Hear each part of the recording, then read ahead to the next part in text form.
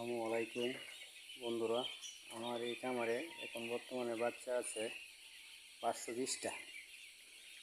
তা আজকে বাচ্চার বয়স হলো 9 দিন। তবে আমি 5 দিনের জন্য কিন্তু রানীক্ষেত ভ্যাকসিন দিয়েছি।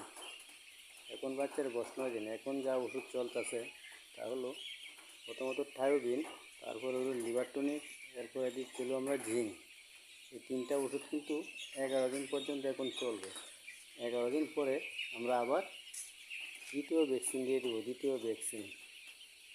তা আমার এই ভিডিওটা আপনারা যেখান থেকে দেখতেছেন অথবা দেখবেন, কমেন্টে জানিয়ে দিবেন যে আপনারা কী কী ওষুধ ব্যবহার করতেছেন।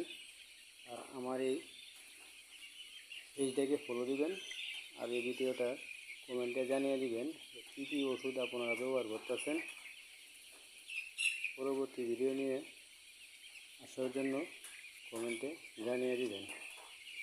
ধন্যবাদ। আসসালামু আলাইকুম বন্ধুরা। আমার এই খামারে এখন বর্তমানে বাচ্চা আছে 520টা। তা আজকে বাচ্চার বয়স হলো 9 দিন। তবে আমি 5 দিনের জন্য কিন্তু রানীক্ষেত ভ্যাকসিন দিয়েছি।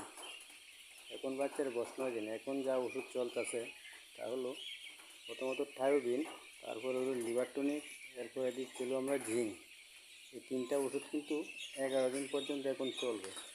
11 দিন পরে আমরা আবার দ্বিতীয় ভ্যাকসিন দিয়ে দেবো, দ্বিতীয় ভ্যাকসিন।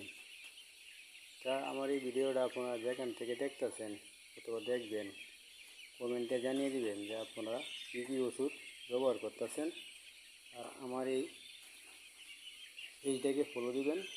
আর এই ভিডিওটা কমেন্টে জানিয়ে দিবেন কী কী ওষুধ আপনারা ব্যবহার করতেছেন।